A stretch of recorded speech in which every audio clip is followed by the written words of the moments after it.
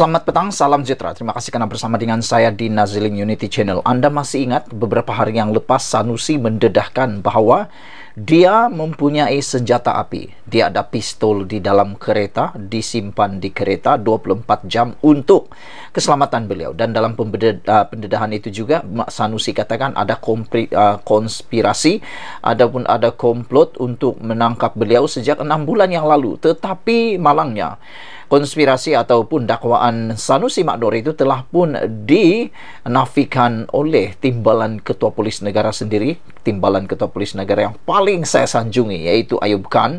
Seperti yang kita tahu, Ayub Khan ialah pemerintah polis yang paling, saya anggap paling berintegriti dan ada masa depan untuk menjadi Ketua Polis Negara, kerana integriti dan juga karakter Ayub Khan itu yang luar biasa. Jadi bila Ayub Khan yang kata, saya memang percaya 100%. Namun tindakan Sanusi mendedahkan bahwa dia ada pistol 24 jam di kereta mengundang komen daripada netizen yang amat mengejutkan kita. Pertama, netizen tanya, ada lesen kah tidak? Kedua, kalau 24 jam maksudnya dalam kereta itu tak diambil ke, bawa pulang masuk dalam rumah, kata mereka. Bagaimana kalau kereta itu hilang, kata mereka. Nanti jangan-jangan pistol itu juga akan hilang bersama-sama, kata mereka. Tak, Sanusi takut. Itu komen daripada netizen. Dan ada juga netizen yang bercakap, apa tujuan Sanusi pistol tersebut? Sedangkan kata mereka, Sanusi tentulah sebab dia adalah ketua menteri besar, maafkan saya, dia tentu mempunyai bodyguard. Jadi tak cukup lagi ke bodyguard, kata mereka, sehingga pistol pun ada. Namun demikian, ada seorang menyatakan Sanusi dinasihat tak dedah simpan pistol dalam kenderaan. Saya setuju dengan kenyataan daripada seorang lelaki ini yang menegur Sanusi berhubung kenyataan beliau yang mendedahkan simpan pistol.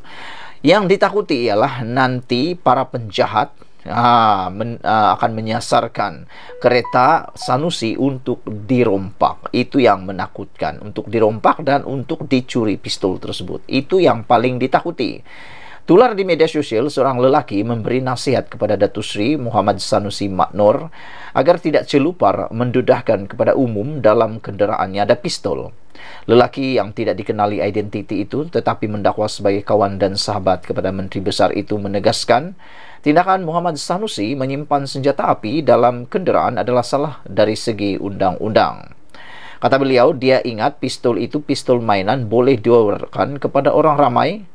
Ini bahaya. Ia mengundang keselamatannya terdedah kepada pihak tertentu yang ada niat jahat. Siapa beritahu lagi dalam kenderaannya ada pistol?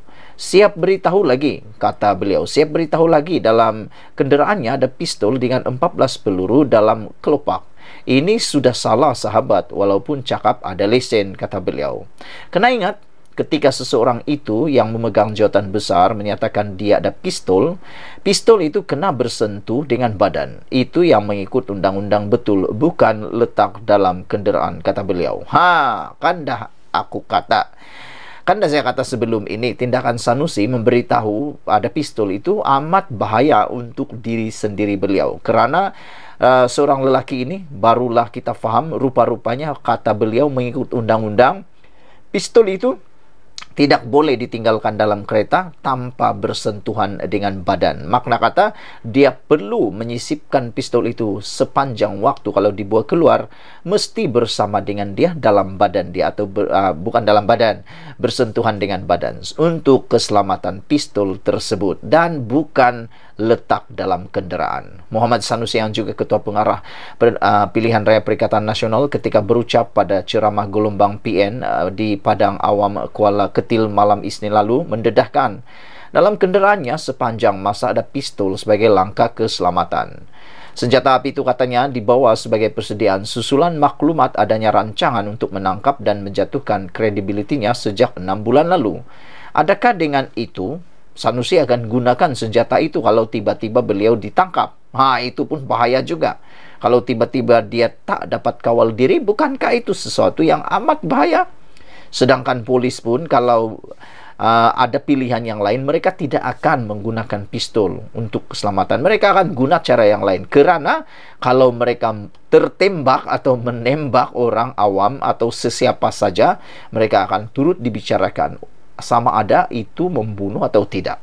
Menurut lelaki itu lagi, sebagai sahabat, beliau menasihatkan menteri besar itu agar tidak mewar-warkan perkara yang boleh menjejaskan keselamatan dirinya sendiri. Ini saya faham. Maksud dia mungkin takut nanti ada orang yang berniat jahat mau merompak Sanusi. Akhirnya mereka tahu dalam kereta itu ada, mereka mau rompak ataupun akan curi kereta itu dan sebagainya. Tak terfikir oleh Sanusi itu, kata beliau. Menurut apa yang saya faham lah. YB, Menteri Besar, tolong jangan bawa war-warkan benda macam ini. Aduh, aku pun tak tahulah, kata beliau, pening kepala. Saya nak cuba perbetulkan perangai you, tapi you tak nak ikut. Tapi bila you berucap, semua orang tepuk. Itu satu unsur ugutan, terutama dalam ucapan itu you kata ada pistol, kata beliau. Jadi rupa-rupanya tindakan Sanusi war-warkan yang dia ada pistol itu, menurut lelaki ini, sudah berunsur satu ugutan. Dan ugutan itu satu jenayah. Satu lagi, kata beliau, semasa kau beritahu ada pistol dalam kereta, ini akan mendorong pihak tertentu rancang nak curi dan macam-macam akan berlaku. Kamu secara tak langsung menjemput musuh kamu sendiri. Ini bukan tauladan dan sikap baik sebagai menteri besar, kata beliau. Beliau berharap polis dapat menasihatkan Muhammad Sanusi mengenai penggunaan pistol supaya tidak melanggar peraturan dan undang-undang. Saya fikir Sanusi sebelum mendapat lesen pistol tersebut, dia pasti telah tahu peraturan dan undang-undang dia. Tapi kamu pun tahulah kan, Sanusi ini kan dia adalah pahlawan, panglima perang Perikatan Nasional. Jadi mungkin itu sebabnya dia ini senang-senang saya cerita tentang dia ada pistol dan sebagainya. Contoh lain lah. Kalau kamu tidak mau cerita tentang pistol, selalu dinasihatkan dalam media sosial, nasihat oleh polis. Kalau kamu ada emas, kamu ada uang, jangan ditayang-tayangkan di dalam media sosial. Kalau kamu ada emas berjongkong-jongkong, kata pihak berkuasa ataupun polis, jangan ditayang-tayangkan di media sosial. Takut nanti Anda menjemput perompak, Anda menjemput pencuri datang untuk membahayakan diri Anda, kata polis. Lebih kurang begitulah ceritanya dengan Sanusi. Kalau dia ada pistol dan dia bercerita tentang dia ada pistol dalam kereta, macam cerita saya tadi itulah, Anda sedang menjemput orang untuk mau cuba-cuba mencuri, merompak dan sebagainya pistol tersebut. Kalau hilang pistol itu, yang akan menjadi masalah ialah bukan si pencuri itu, tetapi Sanusi mungkin akan menjadi masalah besar nanti kalau digunakan senjata tersebut. Pikir-pikirkanlah. Seperti lelaki ini katakan, saya nak cuba perbetulkan perangai you, tapi you tak nak ikut. Tapi bila you berucap, semua orang tepuk. Itu satu unsur ugutan, terutama dalam ucapan itu you kata ada pistol, kata beliau. Sekian dulu Malaysia Kita Punya. Tinggalkan komen Anda. Kita jumpa lagi. Bye-bye. Selamat petang, salam sejahtera. Terima kasih karena bersama dengan saya di Nazilin Unity Channel. Saudara-saudara sekalian, rupa-rupanya Salahuddin Ayub bukan calang-calang orangnya. Baru sehari pemergian beliau, Allahyarham, mula dirindui oleh semua rakyat Malaysia. Inilah sikap manusia yang kadang-kadang membuatkan kita kecewa. Ketika masih hidup, kurang dihargai. Selepas sudah meninggal dunia, baru dirindu-rindui. Jadi, jangan jadi seperti itu. Jadilah orang yang menghargai orang itu selagi masih hidup. Pemergian Salahuddin Ayub diratapi oleh seluruh rakyat Malaysia. Ini menunjukkan bahwa beliau mempunyai credibility, mempunyai integriti, dan pastinya mempunyai tarikan yang tidak dimiliki oleh sesiapa yang lain. Lebih-lebih lagi dalam musuh beliau sendiri. Walaupun pada asalnya bapa kepada Rahmah ini, inisiatif Rahmah seringkali dikecam, diolok-olok, tetapi akhirnya beliau menang juga di dalam program tersebut. Ini saya buktikan kepada Anda, rupa-rupanya bukan calang-calangnya Salahuddin Ayub ini. Tanah kubur masih merah lagi. Baru 72 jam Menteri Perdagangan Dalam Negeri dan Kos Sara Hidup Datuk Seri Salahuddin Ayub berangkat ke negeri abadi menyahut panggilan ilahi, sudah sibuk dipersoalkan. Siapakah yang akan menggantikan tempat Allahyarham sebagai wakil rakyat dan ahli Dewan Undangan Negeri Simpang Jeram dan ahli Parlimen Pulai Johor? Terasa sedih apabila dikenang sikap gelojoh manusia yang diberikan pinjaman nyawa oleh Allah tetapi undang-undang dunia mesti dibuat pilihan raya kecil supaya ada individu yang mengisi kekosongan jawatan yang ditinggalkan oleh Allahyarham Salahuddin. Ia kerusi, bukan pengganti, kerana tiada individu yang boleh menggantikan Allahyarham Salahuddin yang meninggal dunia dalam kapasiti beliau sebagai seorang menteri. Dalam arti kata lain, Salahuddin merupakan menteri pertama di Malaysia yang meninggal dunia ketika dalam tugas. Anda tahu, Salahuddin meninggal dunia bukan di kampung, bukan di rumah beliau, tapi di hospital di Kedah sewaktu beliau menjalankan tugas. Ini barulah jago, ini barulah wira, ini barulah panglima perang yang sebenar-benarnya. Salahuddin Ayub meninggal dunia ketika menjalankan tugas di Kedah dan belum sempat dihantar pulang. Dia telah meninggal dunia di hospital di Kedah. Semalam, SPR tampil dengan kenyataan oleh setiausahanya Datuk Indra Ikmaruddin Ishak kekosongan luar jangka kerusi Dewan Rakyat Kawasan Parlimen P16 Pulai dan Dewan Undangan Negeri N13 Impang Jeram Johor. Dalam kenyataannya, SPR mengucapkan takziah dan kepada keluarga Allahyarham Datuk Seri Salahuddin Ayub atas kembalinya Allahyarham ke rahmatullah. Susulan itu, SPR telah menerima pemakluman rasmi daripada Yang di-Pertua Dewan Rakyat Tan Sri Johari Abdul bahawa pada 25 Julai berhubung kekosongan luar jangka tersebut. SPR telah menerima pemakluman rasmi tersebut, kata kenyataan itu. Umpama peribahasa, harimau mati tinggalkan belang, manusia mati tinggalkan nama. Pemergian Allahyarham Salahuddin yang diangkat sebagai ikon inisiatif Rahmah di Hospital Sultanah Bahia HSB Kedah sememangnya meninggalkan kesan yang amat mendalam kepada rakyat Malaysia. Pada saat rakyat bergelut dengan isu peningkatan kos sara hidup dan ketidaktentuan ekonomi dunia pasca konflik Rusia-Ukraine, Allahyarham yang diberikan amanah mengetuai KPDN berjaya menggerakkan inisiatif Rahmah yang memberikan kesan positif kepada kehidupan rakyat Malaysia, khususnya madani dan negara. Tidak dapat dinafikan bahawa Allahyarham sangat komited menggalas tanggungjawab sebagai menteri serta wakil rakyat Parlimen Pulai dan Dewan Undangan Negeri Dun Simpang Jeram di Johor. Sifat terpuji Allahyarham yang juga merupakan timbalan Presiden Parti Amanah bukan sahaja amat disenangi oleh kawan-kawan dan juga lawan, tetapi akan dirindui kerana ketiadaan Salahuddin sukar dicari ganti. Percaturan pasti sudah dibuat oleh Amanah untuk meletakkan calon pada PRK Pulai nanti dan katanya terdapat sekurang-kurangnya 5 nama pemimpin parti itu yang mungkin dipertimbangkan untuk mengisi jawatan Menteri KPDN. Moga Allah mencucuri rahmat ke atas roh Allahyarham Salahuddin dan diampunkan segala dosa arwah, dilapangkan pintu kuburnya dan dimasukkan roh arwah ke surga Firdaus. Amin. Dipetik daripada suaramerdeka.com. Sekian dulu untuk kali ini. Itulah cerita dan kita amat tunggu-tunggu. Rupa-rupanya Salahuddin Ayub bukan orang yang calang-calang. Sekian dulu. Kita jumpa lagi. Bye-bye. Selamat petang, salam sejahtera. Terima kasih kerana bersama dengan saya di Nazlin Unity Channel. Sehari selepas Salahuddin Ayub meninggal dunia, akhirnya menjadi pertanyaan di media sosial sekarang ialah siapa yang bakal akan menggantikan beliau. Ikuti terus ulasan kali ini kerana ada 5 calon yang akan saya kongsikan kepada anda yang bakal menggantikan Salahuddin Ayub. Tapi sebelum itu, selepas saya mendedahkan 5 nama tersebut, anda wajib menulis dalam ruangan komen siapa pilihan anda untuk menggantikan Salahuddin Ayub. Cabaran getir sedang menanti untuk mencari pengganti Salahuddin Ayub.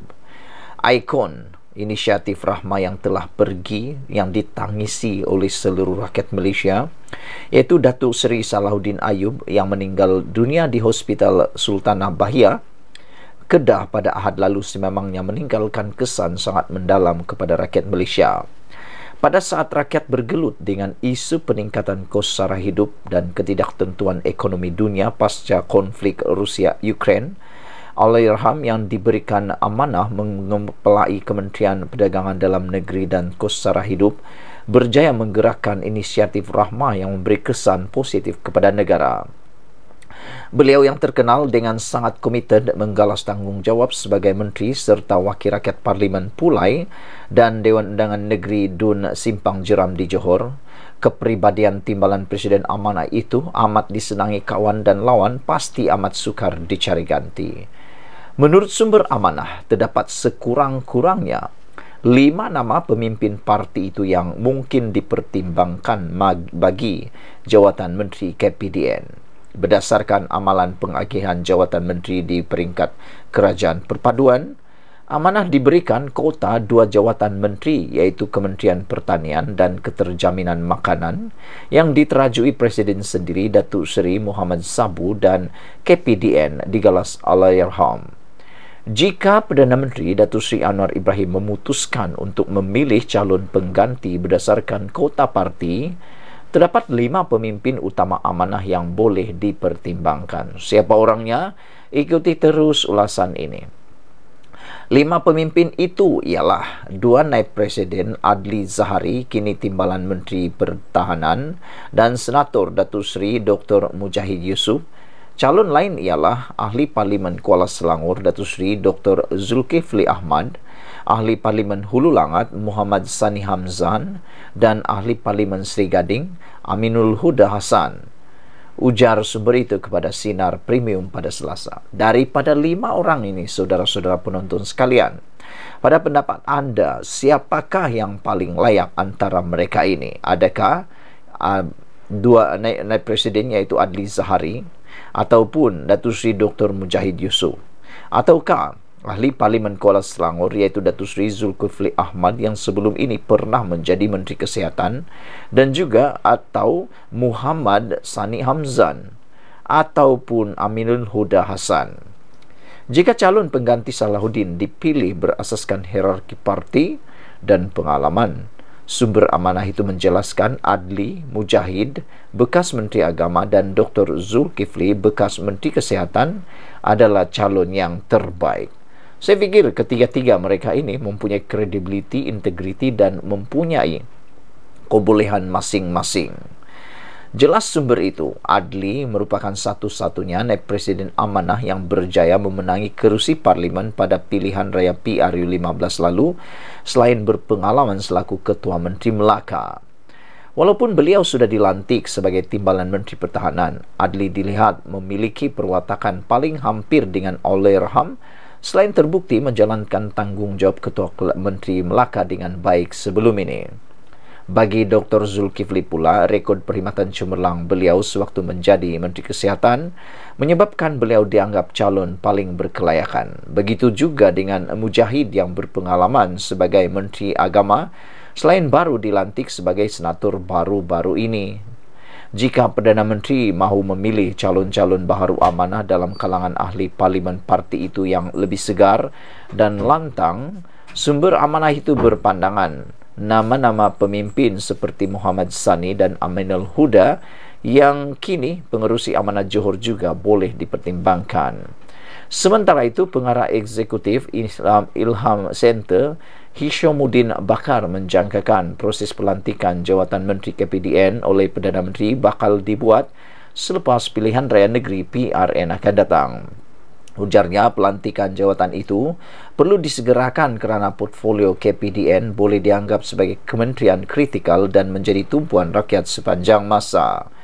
Ditanya jika terdapat kemungkinan calon pengganti Salahuddin bakal dipilih daripada kalangan pemimpin parti-parti lain dalam Kerajaan Perpaduan, Hishamuddin berkata perkara itu tidak mustahil berlaku. Beliau turut mengujurkan nama-nama seperti Ahli Parlimen Ledang, Syed Ibrahim Sedno, dan Ahli Parlimen Balik Pulau Datuk Muhammad Bakhtiar Wan Cik daripada PKR mungkin menjadi alternatif kepada Perdana Menteri. Bagi kerusi Parlimen Pulai, Hishamuddin menjangkakan bekas Speaker Dun Johor Suhaizan Khayyat adalah calon terbaik bagi mempertahankan kerusi parlimen di sandang Salahuddin sejak 2 penggal lalu. Ujarnya hal ini kerana Suhaizan ketika ini merupakan setiausaha politik kepada Allahyarham dan telah diamanahkan untuk menjaga sepenuhnya kawasan Parlimen Pulai pasca PRU15.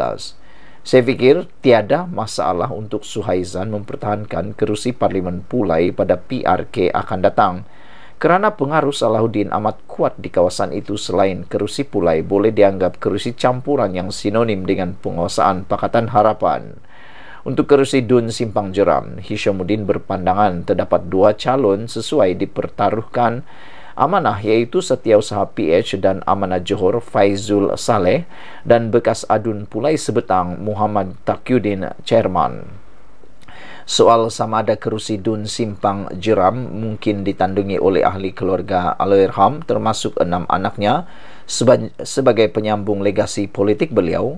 Saya tidak melihat perkara itu akan menjadi realiti. Saya tidak nampak anak-anaknya bakal mengikut langkah atau jejak langkah politik Allahyarham. Kalau yang berpotensi pun adalah anak sulungnya, Fatihah Salahuddin, namun dia masih muda, katanya lagi. Dalam PRN Johor 2022, ini adalah keputusan Dun Jeram. Datuk Salahuddin Ayub menang dengan 8,749 undi, mengalahkan calon daripada Perikatan Nasional Zarul Saleh dengan 6,350 undi dan Lokman Maddon daripada Barisan Nasional BN dengan keputusan 6,062. Parlimen Pulai pula dalam keputusan itu ialah Datuk Seri Salahuddin Ayub menang dengan 64,900 undi, mengalahkan Nur Jazlan Mohamed dengan 31,726 undi dan calon daripada Perikatan Nasional Loh Kah Yong 20,677. Sebelum kita berpisah, sila tinggalkan komen anda, siapakah calon yang mungkin akan dipilih? Adakah persoalan besar? Adakah Khairi Jamaluddin boleh tiba-tiba akan menggantikan Salahuddin Ayub? Anda tinggalkan komen anda. Kita jumpa lagi. Bye-bye. Selamat petang, salam sejahtera. Terima kasih kerana bersama dengan saya di Nazilin Unity Channel. Sehari selepas Salahuddin Ayub meninggal dunia, tiba-tiba Bos Maidin pula tampil dedah rahsia, tampil buat pengakuan paling luar biasa. Dan pastinya kalau ini diucapkan sewaktu Salahuddin, Datuk Seri Salahuddin Ayub masih lagi hidup, ini akan memberikan satu penghormatan terbesar untuk Allahyarham.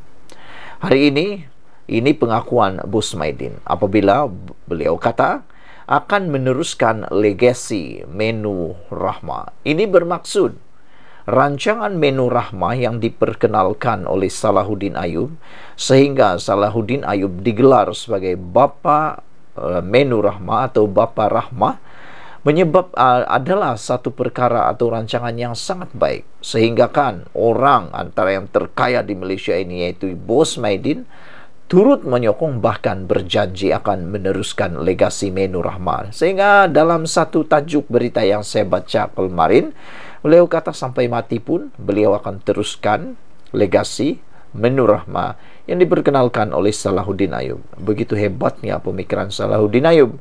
Tapi ada orang ni, dia hanya hebat bercakap tapi langsung tak memberikan apa-apa kesan kepada negeri beliau sendiri.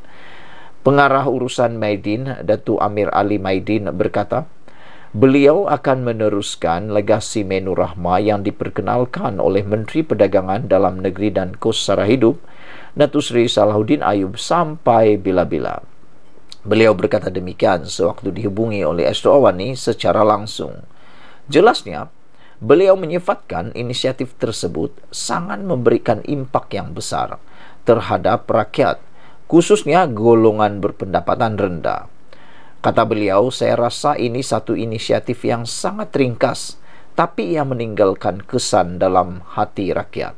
Saya pun setuju dengan apa yang dikatakan oleh Bos Maidin ini, yaitu pendekatan Menu Rahmah atau apa-apa inisiatif Rahmah memang adalah ringkas, mudah difahami, tidak berbelit-belit, tiada yang tersembunyi, bahkan amat telus. Sehingga semua rakyat, walaupun datuk-datuk, nenek-nenek, pakcik-pakcik, uncle-uncle, orang yang tak pelajar, ada yang berpelajaran dan tak berapa berpelajaran, tanpa mengira pangkat, tanpa mengira latar belakang, semua kita faham bagaimana konsep menu Rahma, bagaimana konsep program Rahma itu. Inilah yang paling bagus untuk seorang menteri. Jangan beri cadangan yang tak berbelit sampai ke bulan, tapi pelaksanaannya tiada apa-apa. Menurut Bos Maidin lagi, saya haraplah kawan-kawan saya dalam industri yang ramai dah kenal Allahyarham, kami akan meneruskan langkah ini, kata beliau. Saya daripada pihak Maidin memang akan teruskan menu Rahma ini. Sampai mati saya akan buat, ujarnya dalam keadaan tidak mampu menahan sebab. Sementara itu, Timbalan Perdana Menteri Datuk Seri Ahmad Zahid Hamidi juga berpandangan inisiatif tersebut perlu diteruskan meskipun Kementerian Perdagangan Dalam Negeri dan Kos Sara Hidup bakal diganti ambil alih oleh orang lain lapor bernama. Kata ahli Parlimen Bagan Datuk itu lagi, sudah tentu rakyat terutamanya golongan berpendapatan rendah B40 yang miskin tegar bergantung harap dengan inisiatif itu. Tambahan lagi, ia dilihat seiring kos sara hidup pada ketika ini. Allahyarham seorang yang sangat baik hati, rajin bekerja, tidak mengira masa dan tidak kira di mana juga. Dalam kabinet, beliau merupakan seorang yang sangat bekerja keras dan teliti, terutama apabila menjalankan tentang inisiatif Payung Rahma. Ia harus diberikan kesinambungan oleh sesiapa yang akan dilantik menjadi menteri selepas ini, kerana rakyat pasti teringat akan sumbangan beliau pada negara melalui skim Payung Rahma ini.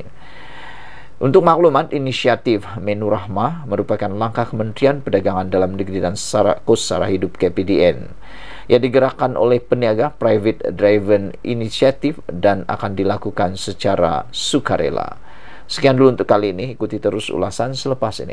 Selamat datang, salam sejahtera, terima kasih karena bersama dengan saya di Nazilin Unity Channel. Habislah Azmin Ali kali ini. Sudah kalah PRU 15 yang lepas, kali ini berangan-angan lagi nak menang pula di kawasan kerusi yang beliau mau tandingi. Adakah Azmin Ali tak sedar bahawa beliau telah pun ditolak oleh pengundi gara-gara pengkhianatan beliau dalam langkah Sheraton yang mana telah menyebabkan Pakatan Harapan tumbang? Tidakkah itu menjadi indikator kepada Azmin Ali bahawa beliau tidak patut bertanding lagi dalam PRN dan patutnya beliau meneruskan saja hasrat untuk bersara dan berehat daripada pilihan raya atau politik? Namun demikian, tak tahu apa angin, apa ribut yang menyebabkan tiba-tiba Azmin Ali kembali semula berminat mengikuti pilihan raya dan dikabarkan beliau bakal menjadi Menteri Besar Selangor kalau Perikatan Nasional menang. Sehingga hari ini Azmin Ali dicabar luar biasa oleh Rafizi Ramli. Rafizi kata, saya cabar Azmin Ali berdebat isu ekonomi kalau dia berani. Ya, ini yang kita tunggu-tunggu. Saya secara pribadi sebagai penganalisis politik dan juga pemerhati politik di Malaysia, ini yang saya tunggu-tunggu, yaitu debat antara orang yang kononnya pandai bercakap. Tak pastilah siapa yang lebih pandai bercakap, siapa yang lebih banyak idea dan siapa lebih bagus kerja. Adakah Azmin Ali atau Rafizi Ramli? Walaupun Rafizi Ramli seringkali dicop sebagai orang yang penuh dengan teori, tapi secara pribadi saya fikir lebih bagus banyak teori daripada tak ada apa-apa rancangan langsung. Jadi, apakah anda juga setuju seperti saya bahawa apabila Rafizi mencabar Azmin Ali berdebat isu ekonomi, kita setuju? Adakah anda juga setuju? Kita nak tengok sejauh mana Rafizi Ramli mempunyai idea dan juga Azmin Ali. Kalau Azmin Ali berani, sambut cabaran tersebut. Berdebatlah dengan Rafizi. Jangan hanya berdegar-degar di media sosial, tapi bila diajak berdebat, tak tahu apa-apa. Menteri Ekonomi Rafizi Ramli mencabar Datuk Seri Mohamed Azmin Ali untuk berdebat tentang ekonomi Malaysia sekiranya pemimpin Perikatan Nasional itu merasakan rekodnya sebagai bekas Menteri Ekonomi lebih baik daripada kerajaan Madani hari ini. Timbalan Presiden PKR itu berkata, jika benar Azmin mempunyai perancangan terbaik untuk ekonomi Malaysia, beliau mengalu-alukan bekas ahli PKR yang dipecat itu untuk berbahas dengannya. Itu pun, kata Rafizi, jika Azmin Ali berani untuk berdebat. Kalau mereka ada rancangan, saya panggil Azmin Ali.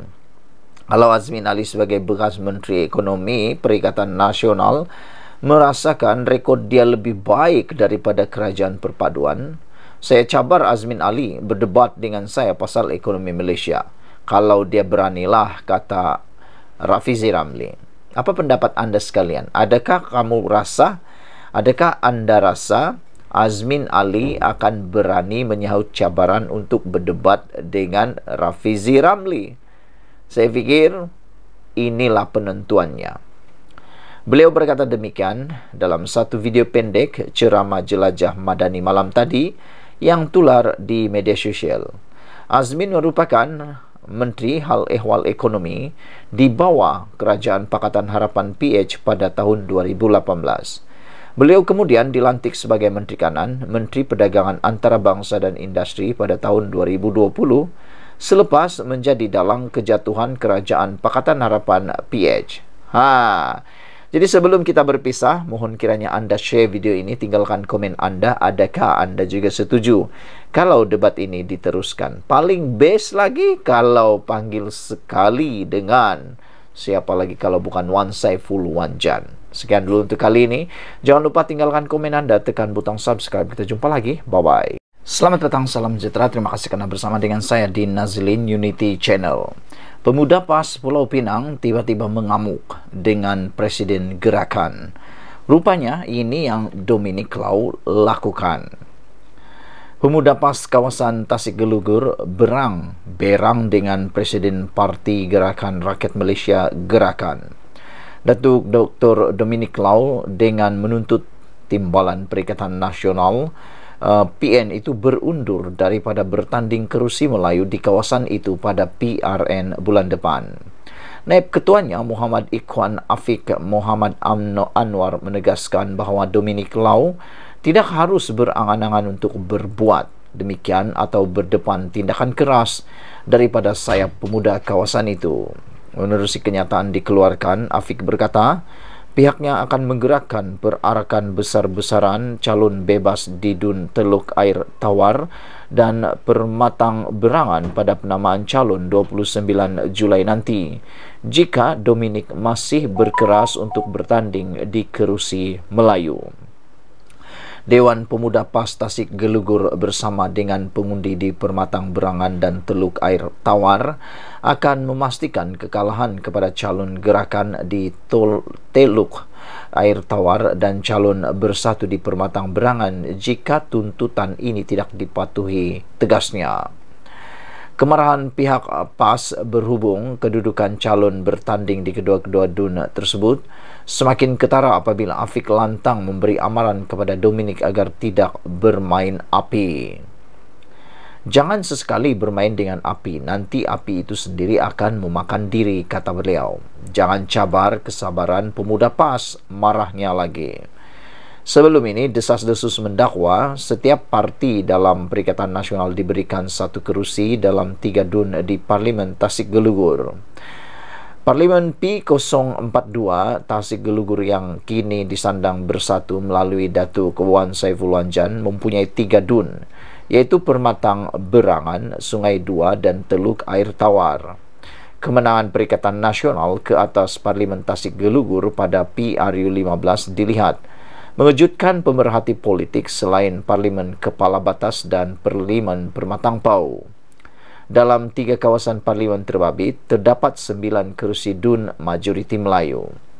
Selain Permatang Berangan dan Teluk Air Tawar, kerusi majoriti Melayu lain di Pulau Pinang ialah Penaga, Sungai Dua, Penanti, Pinang Tunggal, Permatang Pasir, Bertam, Seberang Jaya, Sungai Aceh dan Sungai Bekap.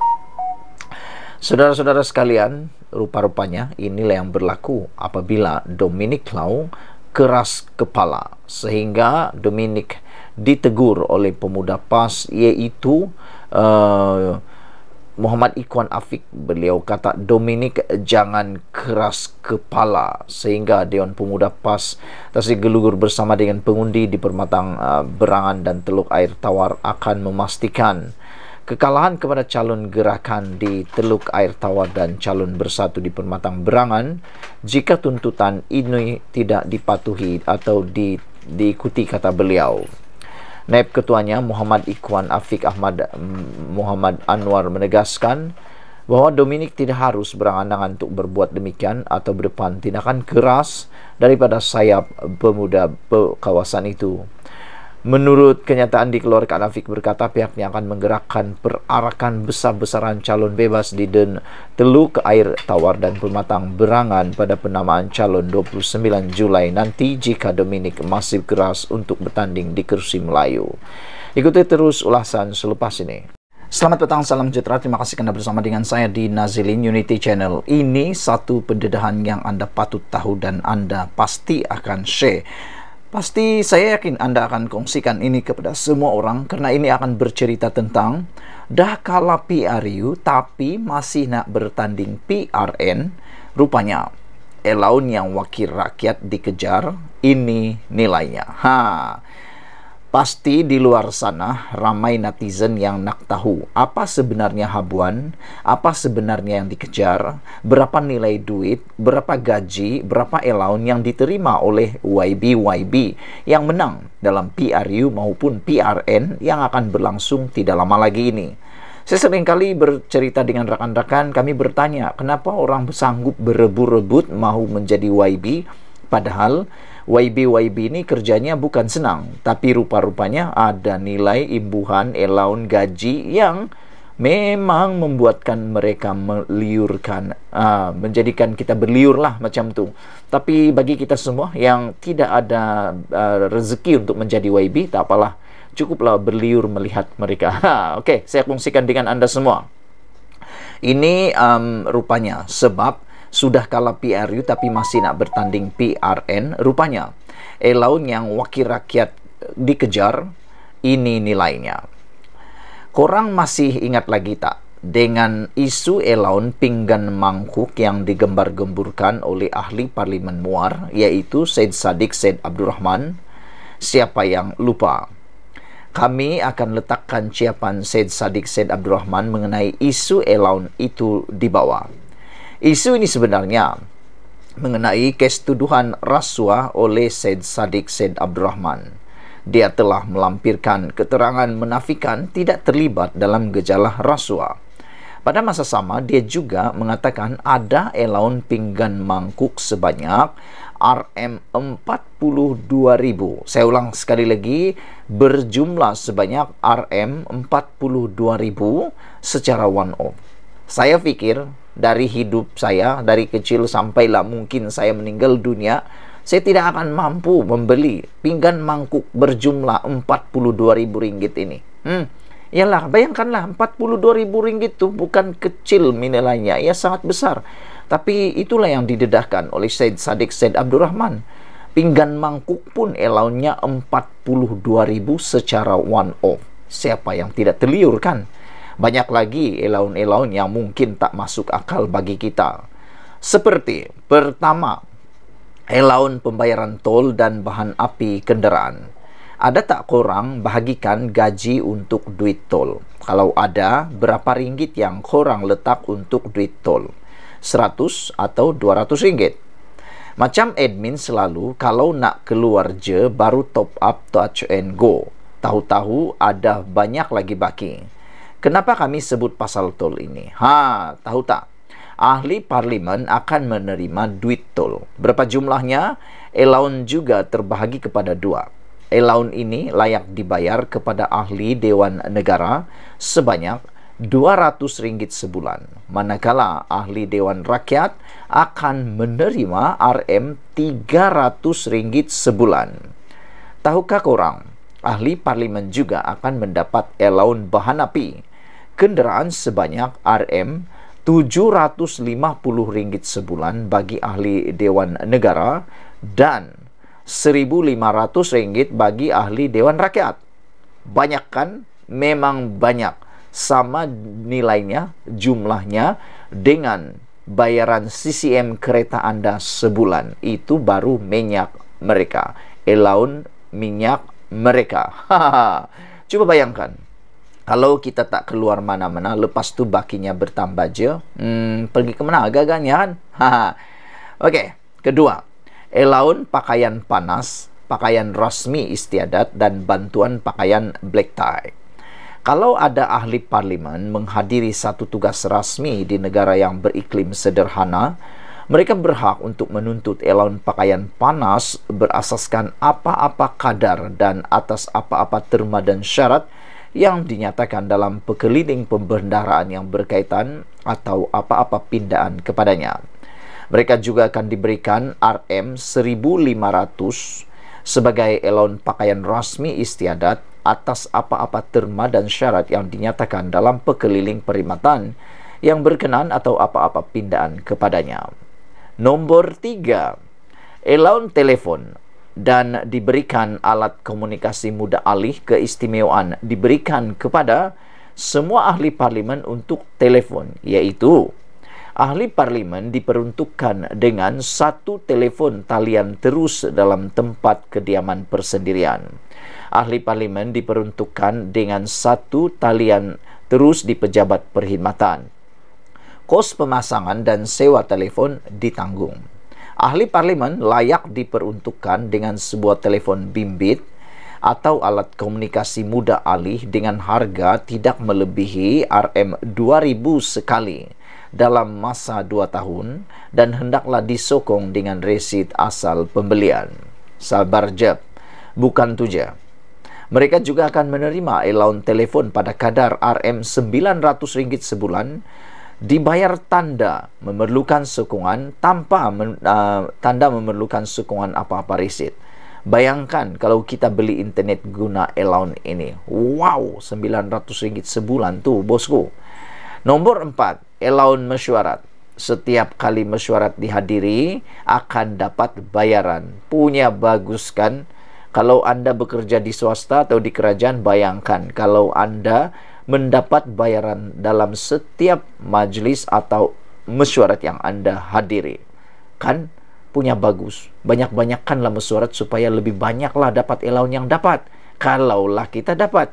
Malangnya, tak tahulah Anda dapatkah tidak. Terpulang. Tinggalkan dalam ruangan komen. Ahli-ahli YB ini dapat allowance mesyuarat. Setiap majlis dihadiri akan dapat bayaran. Selalunya kalau kita bekerja, mesti setiap bulan akan ada meeting bulanan bagi membentangkan laporan apa yang kita dah buat untuk bulan itu. Samalah macam sos cili. Takut jugalah kami kalau bos marah kan. Tapi pernah tak lepas meeting korang akan dapat bayaran? Tak ada kan? Ahli parlimen akan dibayar pada kadar RM400 sehari kerana menghadiri majlis parlimen. Mereka juga akan dibayar RM300 sehari atas sebab menghadiri mesyuarat, taklimat, seminar, bengkel dan lain-lain yang dianjurkan secara rasmi oleh kementerian atau agensi. Kerajaan di peringkat persekutuan atau negeri yang daripadanya ahli parlimen menerima undangan rasmi untuk menghadirinya. Nombor 5. Saraan ahli parlimen yang lumayan. Untuk yang terakhir nih, allowance paling mahal. Nak tahu kenapa? Tahukah korang yang ahli parlimen akan menerima saraan ahli parlimen? Cuba teka berapa? Coba teka. Kami nak korang teka dulu berapa. Jangan scroll atau jangan skip. Jangan cepat-cepat. Percepatkan video ini. Kerana saya mahu anda teka dulu. Tulis dalam ruangan komen, teka dulu berapa saraan ahli parlimen yang dikatakan lumayan ini. Kalau kamu tidak tinggalkan dalam ruangan komen dan anda tidak meneka, itu mungkin anda menipu. Dan tipu itu dosa. Tak apalah. Saya kongsikan kepada anda. Kalau korang tekan bawah ribuan ringgit atau tekaan anda ribuan ringgit, ternyata itu salah. Ahli parlimen akan menerima allowance bulanan sebanyak Rp11.000 bagi ahli Dewan Negara dan Rp16.000 bagi ahli Dewan Parlimen. Jadi, coba kita bandingkan dengan gaji minimum kita. Baiklah, kita akan bandingkan allowance di atas dengan gaji minimum pekerja, yaitu Rp1.200. Kepada sesiapa yang tak tahu lagi, Datuk Awang Hashim berkata kerajaan telah menambah baik inisiatif Malaysia melalui pakej pemulih dengan menggalakkan majikan menggantikan pekerja asing dengan pekerja tempatan dengan melonggarkan syarat kadar gaji minimum dari 1.500 kepada 1.200. Mungkin pada awalnya kita akan merasakan tak puas hati. Kenapa perlu kurangkan gaji? Sepatutnya naikkan gajilah kan. Namun beliau telah mengeluarkan kenyataan bahawa program ini untuk bantu rakyat dengan kelonggaran syarat gaji minimum. Program ini, mereka yang diberi gaji 1.200 akan dapat insentif tambahan dari kerajaan 500 setiap bulan. Jadi kalau kita ambil gaji 1.200 dan bandingkan dengan allowance yang mereka terima, sangat berbeza. Allowance telefon saja Rp900 bersamaan dengan 75% gaji minimum rakyat. Allowance mesyuarat Rp400 untuk 3 hari dan dah sama macam gaji minimum rakyat untuk sebulan. Allowance pakaian rasmi istiadat Rp1.500, 20% lebih tinggi dari gaji minimum minimum rakyat. Allowance di bawah saraan ahli parlimen jauh bagai langit dan bumi. Saudara-saudara sekalian, isu ini dipetik daripada Info Rakyat. Sila share kepada semua orang dan pastinya yang memberikan motivasi untuk Anda bekerja lebih keras. Betulkah? Kita jumpa lagi. Malaysia kita punya, kita jaga sama-sama cintai Malaysiaku. Bye-bye.